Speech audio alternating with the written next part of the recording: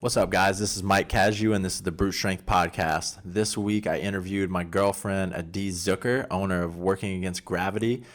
She owns it's a flexible dieting company, and they have the most amazing transformations I've ever seen, and they have a ton of them. And so, in this interview, I asked her, what are the things that make those, like, kind of bind those people? What are the habits that they have? And what are the common things that trip people up? Why can't people stick to diets? And how does she get people to actually stick to them? We talk about some different kind of performance markers, tricks and tips, all that good stuff. Hope you enjoy the show. Hi, this is Adee Zukier, and you're listening to the Brute Strength Podcast. All right, Adee, here we go. Thanks for finally doing this with me. So I'm going to start out by saying this. There are dozens of people doing online dieting coaching, lots of people doing flexible dieting that have been doing it a lot longer than you have. So the whole thing about being in the right place at the right time doesn't fully explain, how you've become so successful. In just over a year, you have 2,000 clients. What is it about your program and your team that is so different? Why are you getting the results you're getting? I'll just let you start there. I think that what makes us a little bit different, I'm not 100% familiar on the inner workings of the other companies that are out there, but I know that within our company, we really focus on trying to get a program that suits any individual's needs. So we are really communicating with our members. We're listening to what they need, listening to the obstacles that they're encountering, and seeking out all the resources possible to make this diet work for them. And we don't stick to a specific science or a specific ratio or a specific breakdown. It's more about finding what these people are actually going to stick to. Mm-hmm. So how is that revolutionary? Because at least in this space, it seems to be so. How is that something that is so effective for people? Revolutionary is a kind of a big word. I don't know if I would use that, but I don't think what we're doing is super revolutionary. I think that we're trying to be as simple as possible and finding a way of eating that people can sustain and teaching people to make their own food choices. I think that a lot of diet programs in the past have made choices for you, like don't eat any carbs or eat 70% of your diet from fat, or they're making food choices for you, whereas we're empowering people to make food choices for themselves. Mm-hmm. Okay, so I think we probably need to back up a little bit. I'm assuming everyone knows about flexible dieting, and I think this community still has a lot to learn about it. Can you explain the diet that your program follows? So the diet philosophy, I guess, that we follow is flexible dieting. So anybody who signs up for our program are going to get a macronutrient profile from their coach. Mm-hmm. And real quick, what is that profile based on? That profile is based on a formula depending on what type of athlete they are, what type of activity or exercise they participate in or don't participate in, age, gender, body composition, weight, and there's different multipliers or factors that will change in that formula, but it's just a base formula is what we start off with and make adjustments weekly. And that macronutrient profile just essentially means that we're telling you how many carbs, fats, and proteins to eat throughout the day. Okay. So why is it called flexible if you're giving them exactly what to eat? So we're telling you how many carbs, fats, and proteins to eat, but we're not choosing the food items. So you can be flexible in what you choose to meet those requirements. So you can eat your carbs with whole wheat toast, or you can have carbs from vegetables and fruit, or you can have a donut if you want, or you really are, your options are very flexible. Right. So let's talk a little bit more about this macro profile. You and I have talked about those algorithms are based on people or like kind of a mean or the middle of the bell curve, right? That's what all of those numbers are based on. How do you change people's macros? Why do you change them? And how does that help you like serve a greater amount of people? What do we...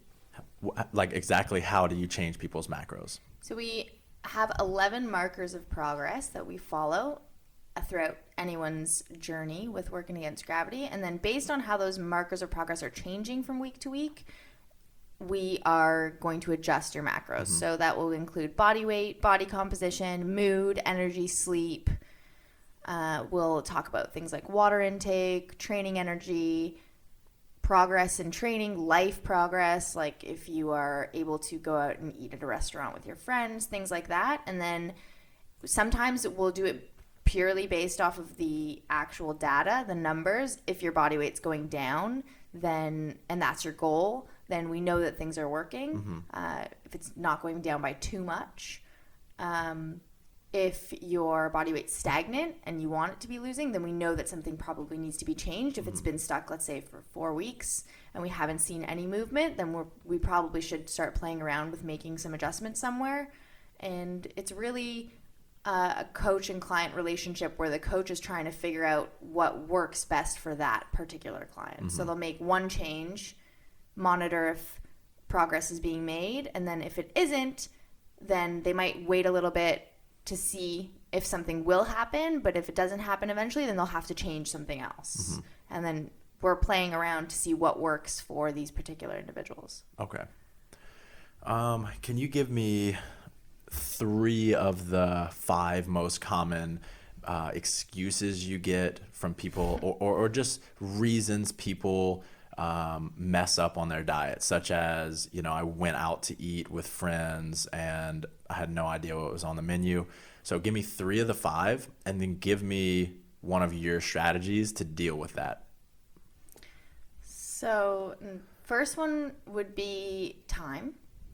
So a lot of people, an excuse is that they just don't have enough time to prepare. And a strategy to solve that would be to assess where you're spending your time, whether it's write it down on a piece of paper, see what you're doing every single day, monitor the activities that you've got going on for a week, and then see where you can plot in some time to maybe do some food prep or work on thinking of some easy grab and go foods that would make life easier for you. You could also assess the area around where you live, like within a 5-mile radius of where you live. What are some restaurants or fast food places that you have the macronutrients for, like the nutritional information, whether it's calling that place ahead of time and asking them if they can help you out. Then once you've gotten it once, you know that you can go there every single time. Right. Then it's just a one-time thing. It might feel a little bit uncomfortable to do it the first time, but it's definitely going to save you some time in the future. Just looking around and seeing what is out there. Right. It's all going to save you some time.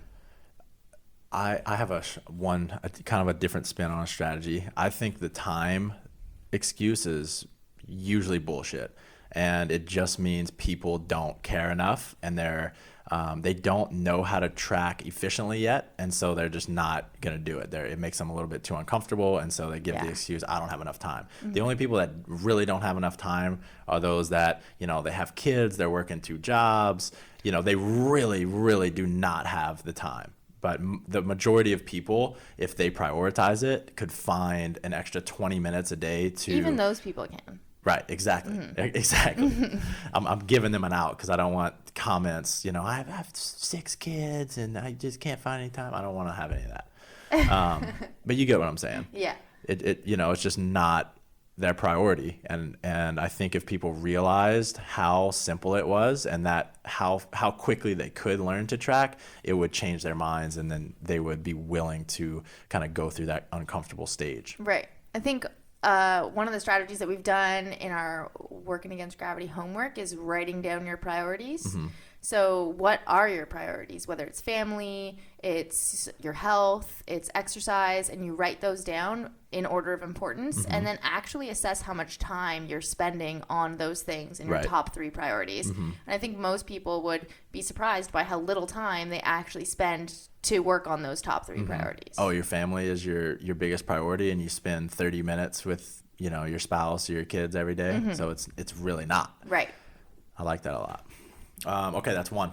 Okay. Give me 2 more. An excuse. I think an excuse as to why you can't follow your diet. Yeah, or just a reason people fail. A reason people fail.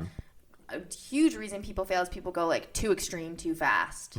So they'll go, all of a sudden you're, you know, going to yogurt land twice a week and you're having pizza once a week, or, you know, you're having an extreme cheat night once a week and you're eating super clean. And they'll go all of a sudden to like eating crazy clean every single day and not cheating at all. And it's just bound for your willpower to break. So there's an amazing book called Slim by Design. And that book talks about how it's easier to control your environment than it is to control your mind. And willpower is eventually going to let up a little bit. So you're going to either be in a situation that's a little bit too stressful and you're just going to be like, oh my gosh, it's just easier for me to just eat this and it's going to feel good and whatever, it doesn't matter. Like, and then I'm just over the deep end and then it kind of spirals out from there. I think that a strategy to help that would be to just ease into things. So even if you're tracking for the first time ever, and might be a little bit extreme to go from not tracking anything to tracking every single thing you eat. If you eat one thing a day that isn't tracked for your first week, that might not be a big deal breaker. Having an entire box of cookies every single day not tracked is going to be a deal breaker. I think that there's like a middle ground between going from nothing, 0 to 100. I think that you're likely to fail if you go to an extreme. I love it. What else? Next one. One more. One more. A reason people fail or an excuse. People think it's too hard. Is that an excuse? Sure. Yeah. Yeah. It's too hard. I'm too hungry, or I'm afraid I'm gonna be hungry, whatever. How do you talk to those people? How do you build trust with those people? Lots of conversations, lots of questions, lots of listening. We ask a lot of questions that go beyond just what you're eating and what the food is, but about why are you. It's almost a lot of people self-sabotage. So they're just like, it's too hard, I'm just going to eat this, and then spiral out of control. Where we try and slow things down. If people need to just focus on hitting one macro instead of hitting all 3 macros, like that's totally fine. Like we'll work on that first. That's your first goal. Then we'll work on hitting 2 macros out of the 3, or we'll work on hitting all 3. It's we're never coming from a negative place. Like we're never saying you're not good enough, or what you did this week wasn't good enough. It's more finding a positive in what you did that week, and then finding something that you can do better, and then providing the strategies to make it so that it's not hard. Right. But realistically, anything that you want or that is worthwhile is going to be difficult. Sure. Like there's no magic program or secret pill, or there's nothing that's going to get you to your results that's easy. Right. So we're just trying to provide that level of support and accountability for our members that make them feel like, they're not alone. Right. Yeah, I think part of it too is just lack of education. I think I am personally a very knowledgeable person about nutrition in general. And then when I started counting macros and stuff like that, it was still kind of a daunting task in some ways. I didn't know exactly what was in what, like how much of a certain macro was in different kinds of foods. Didn't really know how to use MyFitnessPal that well. Didn't know like all the little tips and tricks that you've taught me since then. And so it's just a little bit scary of a task, because it's food. You got to eat it all day, and it seems like it could take a shit ton of time. But through conversations with you, reading articles, and just practicing, it becomes easy really quickly. And you quickly learn, especially the foods that you eat most often, you quickly know you can look at it and tell how much that is. And it makes you feel a lot more confident. It made me feel a lot more confident in the whole process. Yeah, you can go from not knowing what's in your food to at least getting a general idea, and then knowing what absolutely isn't going to fit in your diet at all. So before, you would eat something and maybe be like, oh, it's my treat, or it would just lead to eating more and more and more. And then now you at least have this accountability with yourself of knowing I've tracked my food before. Right. I know that this isn't going to fit. Right. As a guy, especially, I think it's just not talked about, like feeling guilty about eating food, but I feel it all the time. I want to look good. I want to feel good. And so when I'm putting something in my body, when I'm eating food, I'm always wondering, is this going to get me closer to the body I want or move me further away? And so this has slowly started to kind of take that worry and stress away around eating, which is pretty amazing because you eat, hopefully 3 meals a day. It consumes a lot of your life, could be 2 to 3 hours of your day every day. So just it's a pretty big deal. Yeah, the rest of the time you're thinking about what you're going to eat next. Right.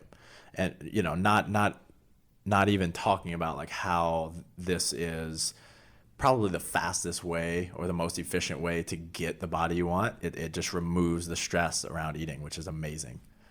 Pretty cool. What does it mean to eat for volume? And what does that have to do with hunger and like consistency? So a lot of people think that flexible dieting is just eat a bunch of junk food because it can fit in your macros, whereas what we try and preach is that you want to eat for volume. And what that means is that there are certain food items or ingredients that will carry with them more like actual weight. So you're going to be able to eat a lot more of a bell pepper than you're going to eat for this equivalent amount of macros. So let's say 400 grams of a bell pepper is 15 carbs. Okay, how much grams? We're in America right now. What is that? Is like half a kilo, like a pound. Nice. A pound. Okay. I think. Okay.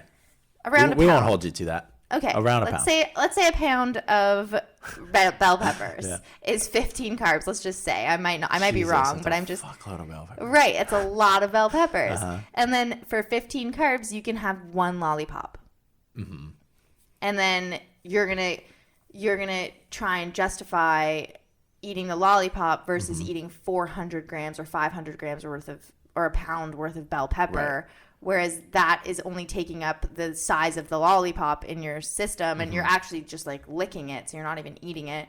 And then a bell pepper is going to fill so much of that hunger. Right.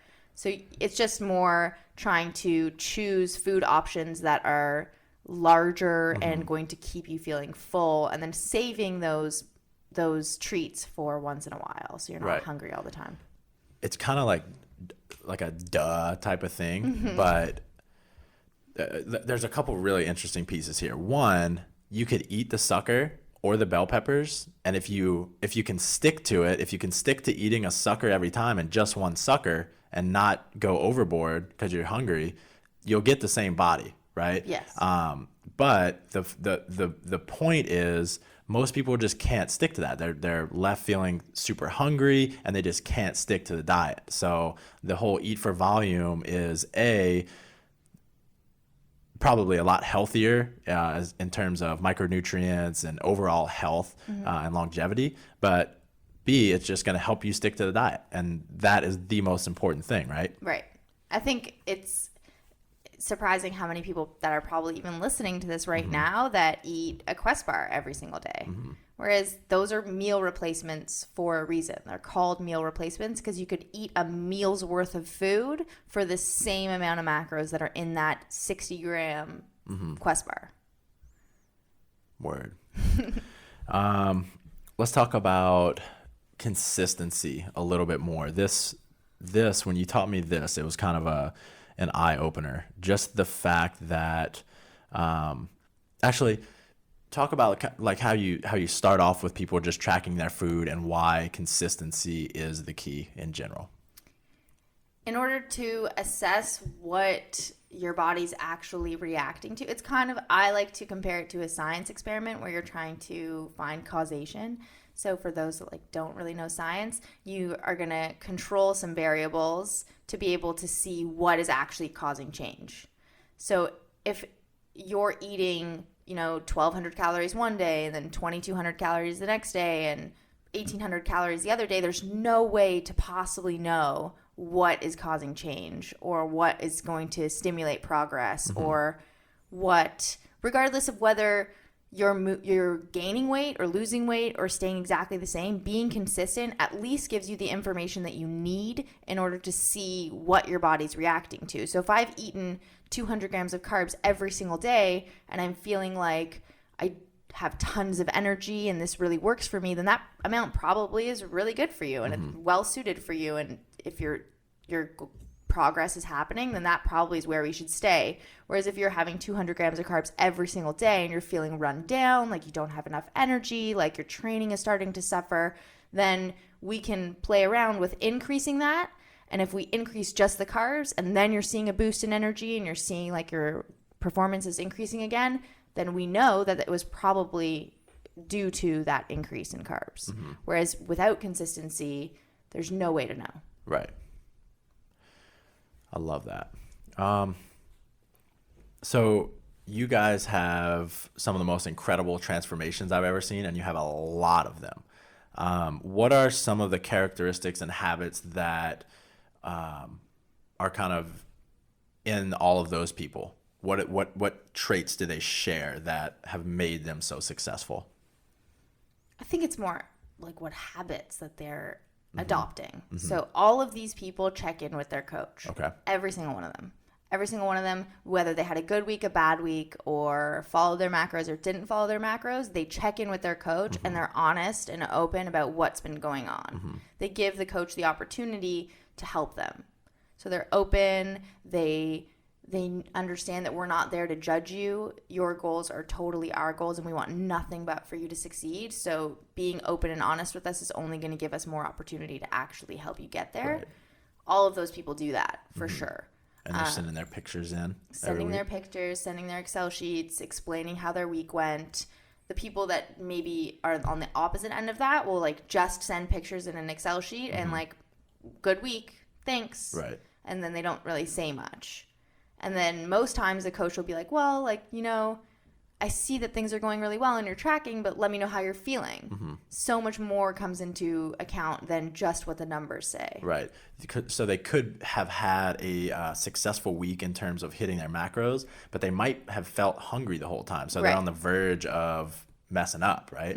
So it's important for them to tell someone about it so that they can figure out how to fix that, right? Right. So if someone's emailing me saying that they're super hungry and it looks like they're hitting their macros and they're getting all their food, but they really want to lose weight, so I'm not going to increase your food intake necessarily, but I might ask you to send me your daily food logs from MyFitnessPal and I can see what you're eating in a day, and I could probably provide suggestions as to alternatives for what you're eating that might be higher volume or some other food options that might keep you fuller for longer. Okay.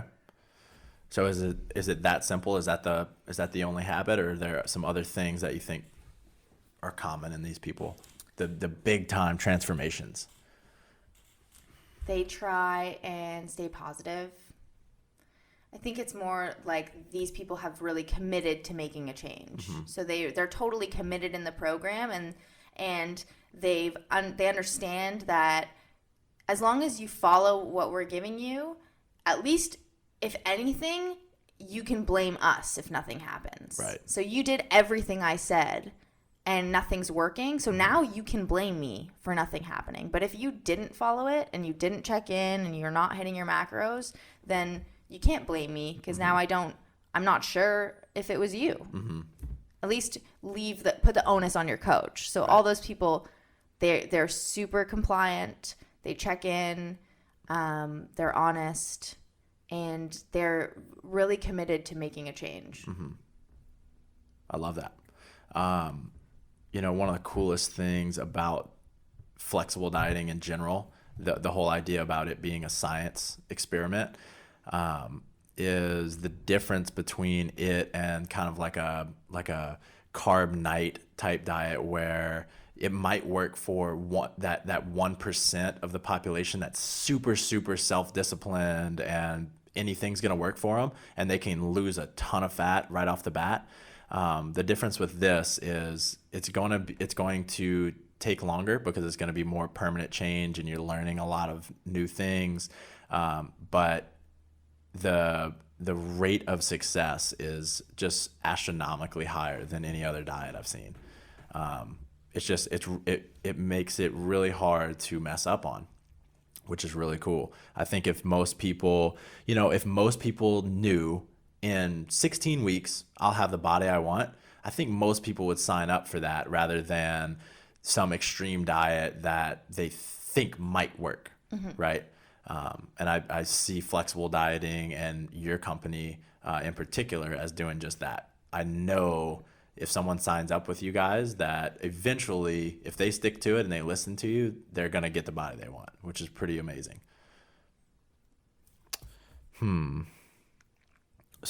Let's say someone emails you, they've tried paleo, they've tried zone for years, they've done carb backloading, all kinds of shit, and nothing works for them, right? They don't know why. It just doesn't work for them.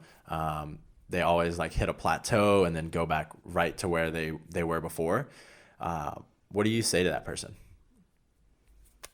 What do we say?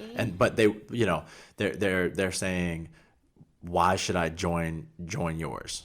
Why should I join your program? And I've tried all of these and none of it works. I would probably say that I've been there and you're not alone, and it's a super common thing that happens for a lot of people, and that maybe those things didn't work for you, but we have a support system that's here to help find what does work for you. And we'd probably go into a bunch of questions of why do you want to be on this journey, and what are you looking for the end result to look like, feel like, sound like. And from there we can talk about more of what's going on in their head, and get them to maybe relax a little bit, take some stress out of the situation, and put the stress on their coach instead of putting the stress all on themselves. Gotcha. It's kind of like therapy. A little bit. Share the load with someone else, right? Let them carry some of it. I like that a lot. Let's talk about the homework. So you touched on it earlier. Tell everybody what WAG homework is and how you and Mel came up with it, or what was the issue that you wanted to fix that made you come up with it? So when we first started creating an actual company that's going to provide a service for people, we were just doing macros and teaching people how to track their food and use MyFitnessPal and hit their macros, and we didn't really focus on much of the person, like who you are and how you're feeling.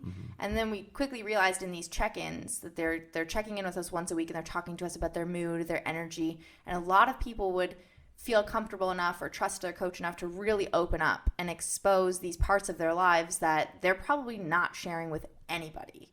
So we're a neutral, unbiased third party that probably may never meet you in person. We don't know your friends, we don't know your spouses, and they're sharing this information that's definitely correlated to how successful they can be on the program. So it's not just about food. Same way with athletics or with a sport. It's not just about how hard you train. It's about how much you believe in yourself, or how your mental game is.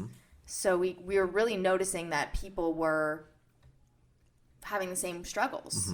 They were mentally struggling. They were super stressed out or having a lot of problems with dealing with why they're even trying to do this in the first place. Can you be a little more specific, like some of the things you heard over and over and over? Because I think it might resonate with some people. So over and over we would hear when they're taking their pictures and they're sending them in, it's, oh, I'm super bloated and I look super puffy. I can't wait to get this fat off me. Right. Or I'm going out for dinner with my friends and none of them understand what I'm going through. Or nobody's doing this with me. I feel so alone. Or this is so hard. I don't even know why I'm doing this. Like, it's just not worth it. Or things like that. A bunch of things like that. Like, I look in the mirror, I hate my body, or I want men to find me attractive or women to find me attractive. And it was really like external, like pushing that burden on other people. Right. So to go on from there, Melanie Barnshaw is one of our coaches, and she is a pretty exceptional human being who works a lot on herself and self-improvement.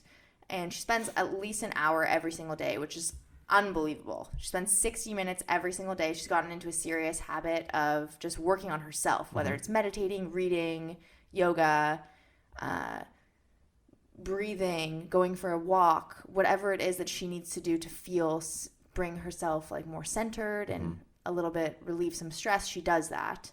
And we developed some questions that we could ask our members that would come in their weekly check-ins. So in response to their weekly check-ins, they would get a question or a series of questions that they could think about, they could write about, maybe an exercise that they could do that they would either bring to the check-in next week and let their coach know about, or they could just do it for themselves and not even share it with their coach at all. So an example would be every morning before you weigh yourself on the scale, go in front of the mirror, look at yourself in the eyes, and say 3 things that you value about yourself. Or doing what is like the one thing in life that you're most proud of. Things like that. Awesome. So what's the goal with that? To make people happier. I think that we've seen a direct correlation between people that are finding happiness within themselves and learning to love themselves and love their bodies and understand that they are already enough however they are. So we're not trying to help people find self-worth. Like, you're already worthy. So we're trying to, once everyone who's on the program gets to a place where they already feel like they're worthy, they're already more likely to be successful on the program. Exactly. They have more integrity with themselves. They trust themselves to like follow through. And so they're going to have higher adherence to the program. Yeah, right? Definitely. That's pretty amazing. Where do you see that kind of piece of your program going in the future? Do you have any bigger goals with that or anything? What do you see that growing into? It's probably my favorite part of the whole program, for sure, especially maybe because it's newer. So right now I'm super excited about it. I love the responses that we're getting from people. We get lengthy responses of, one of the questions might be, what does the end of this journey look like, feel like, and sound like? And then the responses that we're getting are pretty amazing. And what I see it looking like in the future is, so kind of like Brute Strength has a levels 1 to 20 gymnastics program, and you progress from level 1 all the way to level 20 as somebody who's like unbelievable at gymnastics. And pretty much like you could do anything that CrossFit's going to throw your way. Like, there's just nothing that you're not going to be able to master. And in order to progress through the levels, you have to master each level, each of the exercises in the level. Exactly. And I would love to create some form of level system in that kind of manner, where we start off really simple with things that you value about yourself, ways to create personal time, like scheduling out your day to focus on yourself, things like that in level 1, and then progressing all the way to being more in depth of, taking 30 minutes to meditate a day, or doing things that are, some not necessarily like super advanced, but maybe more time consuming. Maybe that's level 4. Level 7 is someone takes a shit on your floor. You're not even phased, right? Level 15, road rage is not in your vocabulary. Someone could slap you in the face and you thank them for it, right? You're the Jedi Master of Gymnastics if you get to level 20 on Brute, and if you get to level 20 on the WAG, you're the Dalai Lama. You are the Zen Master. That's cool. That's really cool. What are your favorite macro-friendly treats? Halo Top. What's Halo Top? It's an ice cream. It's a protein. It's a high protein ice cream. Not like super high protein, but I think it's like 240 calories for the entire pint.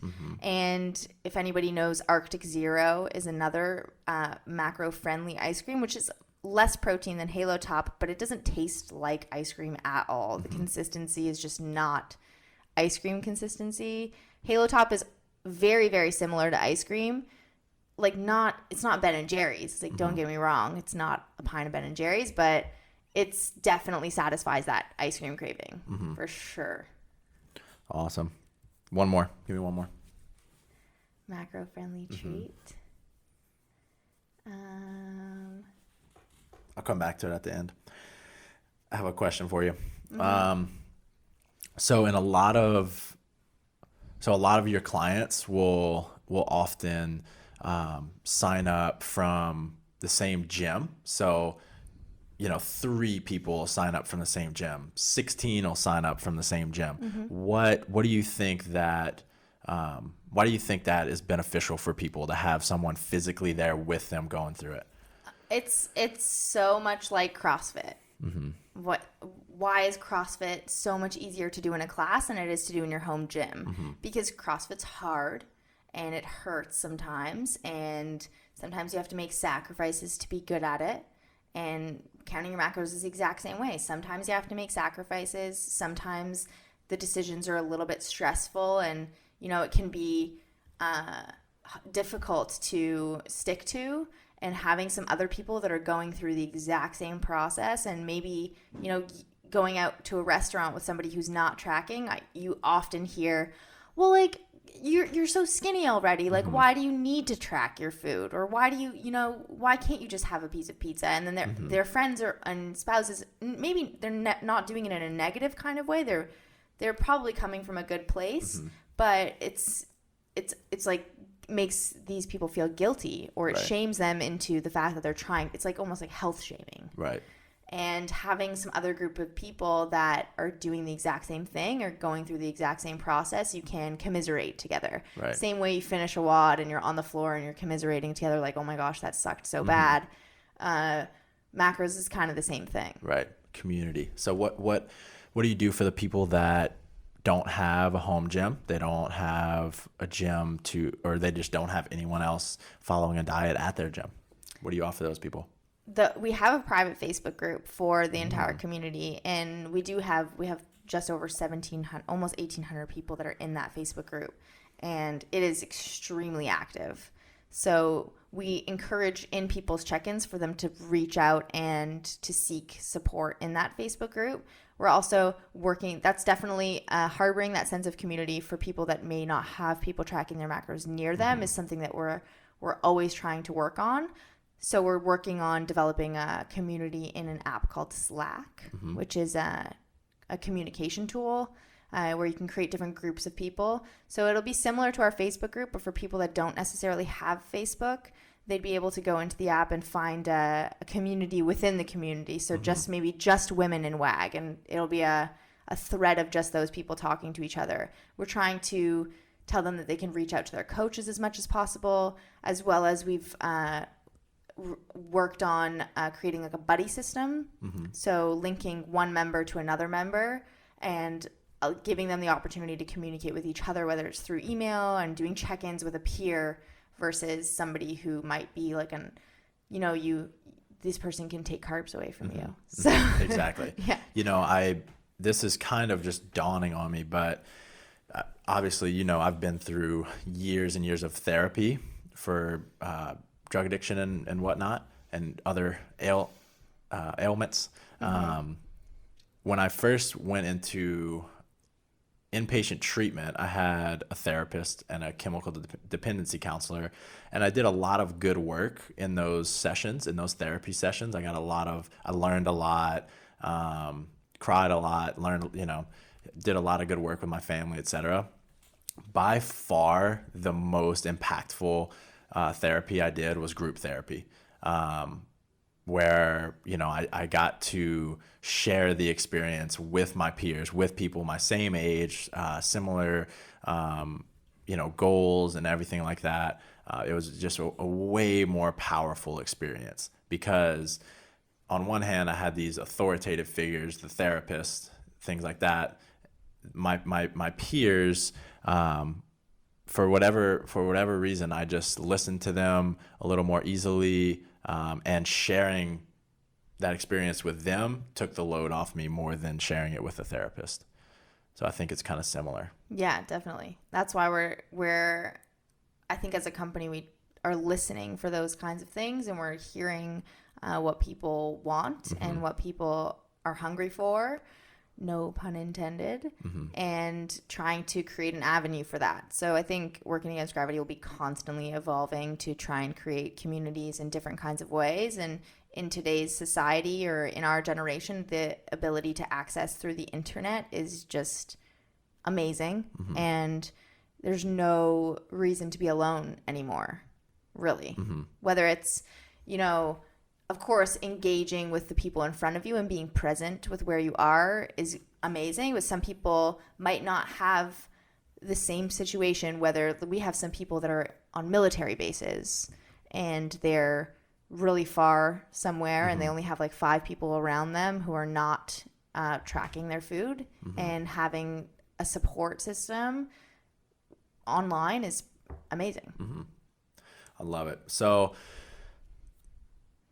I know everybody out there listening is sold on flexible dieting already. If they're not quite there, what are some things that they can go out and try on their own to kind of get their feet wet and see if flexible dieting is for them? Well, we have a 21-day challenge that's not necessarily giving you macros or teaching you how to adjust your macros, but just teaching you how to change your perspective on food. That's releasing on January 3rd. So that would be a great start. But I think in general, just tracking your food in MyFitnessPal without weighing and measuring your food is a great first step. So you don't necessarily have to weigh and measure your food, but do take into account the fact that serving sizes make a difference. So if you're having cheese and you think it's an ounce, maybe look up some pictures that show you how to estimate measuring sizes using your hand. So you can use that as a measuring tool. But just what size hand should you usually base this off? Like a me size hand, or that's a joke. An average sized hand, your own hand. I think that just simply tracking your food just to see where you're at. I think most people would be super surprised with what an average day looks like for them. I think there's a lot of females out there that just would be surprised by how little protein they're eating. And I think that there's a lot of males out there that want to get big that would be surprised by how few of calories they're eating, or by how volatile their diet is, where it's super high calorie one day and then super low calorie the next day. Right. And I bet you these would be the same people that say, I eat so much I can't gain weight. Right. Those same people. All the time. Can this diet work for elite athletes? Definitely. Yeah, for sure. An elite athlete needs to know what's going in their body and what's making them feel good and what makes them feel good. What do they need to eat around training? Or that is more, we've talked about this a lot, where our program is definitely about the basics. Just getting your food consistent, knowing what's in your diet, being able to assess serving sizes with your eyes and learning that. For somebody who's an elite athlete, they probably have those basics down. If they don't, they should definitely just start there. Definitely just work on Depends on what population you're talking about. Right.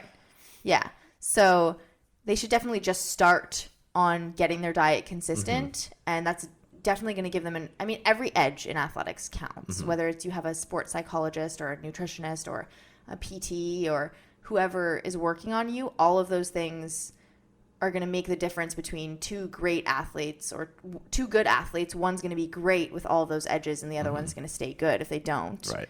And then when you have an elite athlete that does have all the basics down, then you can start playing around with, when am I going to eat my macros? Am I going to put my carbs around my workout? Am I going to have fat after my workout? Am I going to where am I going to stack my protein in a day? What's going to make me feel best? How much water should I be drinking? That kind of stuff. So, and are we talking about, is that just a faster way to get abs, or what's the goal with these athletes? What are we actually trying to do? The goal, I guess it depends on what sport you're in. I mean, if you're a physique athlete or a bodybuilder or a bikini. So CrossFitters are probably listening to this. So a games athlete, what are the things that, all else being equal, both people are tracking their macros, or they're eating consistently in some way? Maybe it's a different diet. What are a couple things that can help them stand out, set them apart?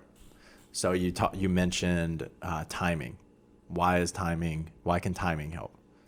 It's going to, whether it's placebo or not, it is going to make you feel better going into your workout. It's going to have more of the right macronutrients readily available in your system to be able to push through that workout. Right. So you're going to have, whether it's your muscle glycogen is restored, or it's, if you haven't had any carbs and you're a games athlete, you're training to the point where your muscle glycogen's depleted super quick. Right. So in order to replenish that, you have to be careful of when you're eating your carbohydrates and what kind of carbohydrates you're actually eating pre and post workout.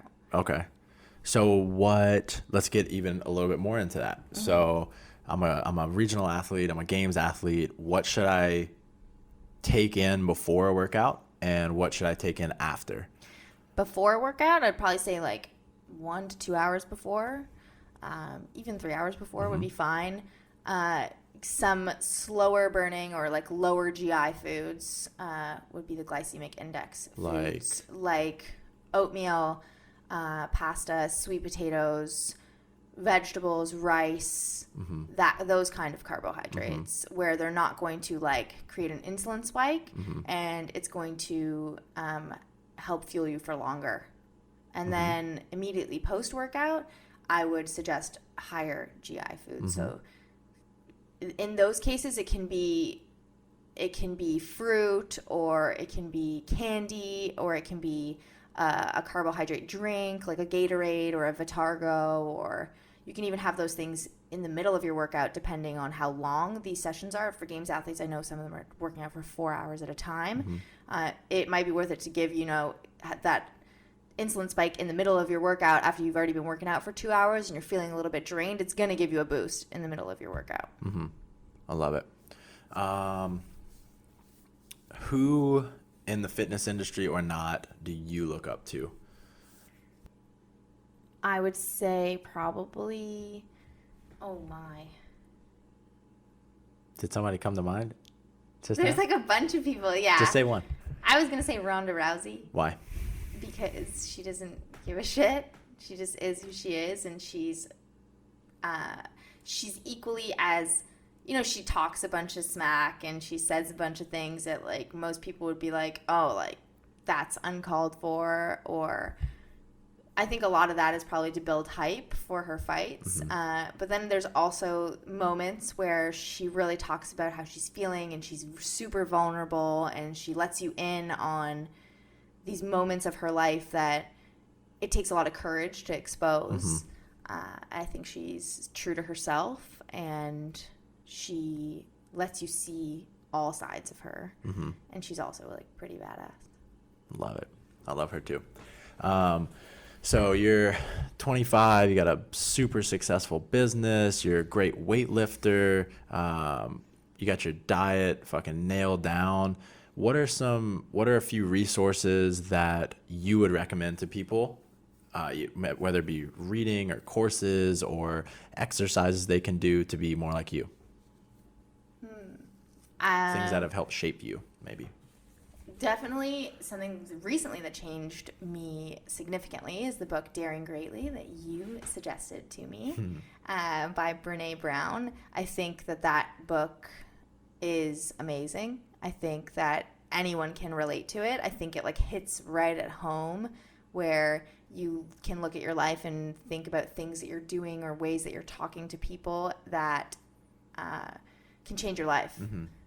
in so many different aspects. The way that you interact with other human beings, the way that you look at yourself, how honest you are with yourself. I think that putting a lot of the things in that book into practice will change your life dramatically for the better if you have the courage to actually do it. Mm-hmm. I think that it's super uncomfortable for most people. Mm-hmm. Daring Greatly, for those who don't know, is a book about vulnerability and shame, which are super deep. Woo terms. Yeah, like very, very much are like, whoa, like that's deep and heavy. So she writes it in a way that's not so. So I think that was a super influential book for me. Other resources in terms of dieting, I would read anything on bodyrecomposition.com, anything in the JISSN. Those are good for research and science and some really credible sources. Anything by Alan Aragon or Lyle McDonald or Lee Norton's really amazing. Things like that. Slim by Design is a great book. The Lean Body Diet, Guide to Flexible Dieting. Those are some awesome books. Tracy May Cagney's written a book on flexible dieting. She would be a great resource as well. Someone who lives by the flexible dieting lifestyle. For me as a person, I just read The Alchemist. That is a really short, really quick read that is amazing. Definitely a great way to recharge. Really great motivator to anything that you're doing in life. I would recommend that. And getting into a routine. If you can do that, I think that's probably something everyone's heard a million times, but it is that I try and keep things as simple as possible. It's that simple. Get into a routine that makes you feel good. If you're doing something consistently, just like in your diet, if you're doing actions consistently in your day and it's not making you feel good, change it and find what works for you. Last thing. What is the idea or phrase or thought that crosses your mind most often, right when you wake up and right when you go to sleep?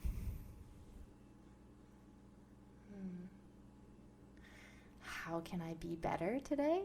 Is that Sweet. Super cheesy? Absolutely. That's what I was looking for. Yeah, definitely.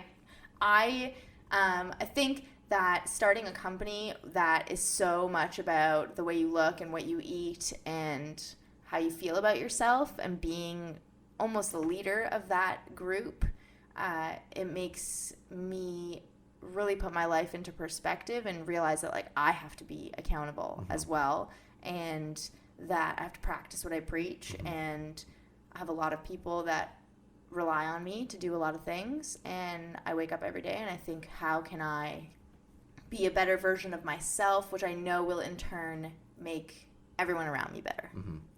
I love that. All right. Thanks for doing this. This has been really good. Appreciate it. No problem. Thanks for having me. All right, guys. Real quick, where can they find you? You can find me at www.workingagainstgravity.com, or you can follow us on Instagram at Working Against Gravity, or you can follow me on Instagram at Adee Zukier, AdeeZukier. Awesome. And they can find you'll announce the 21-day challenge, a little bit ahead of time and stuff like that. Right. And if you sign up for the newsletter on workingagainstgravity.com, you will get notified of that 21-day challenge. Boom. And if you haven't already, you should go to www.brutestrengthtraining.com and sign up for our newsletter. We're going to tell you about all kind of Christmas deals, future podcasts, tips that we give out, videos, all kinds of free stuff. We've got some free squat programs and shit like that on the blog that you can find out about if you go sign up for the newsletter. That's about it. Thanks, guys.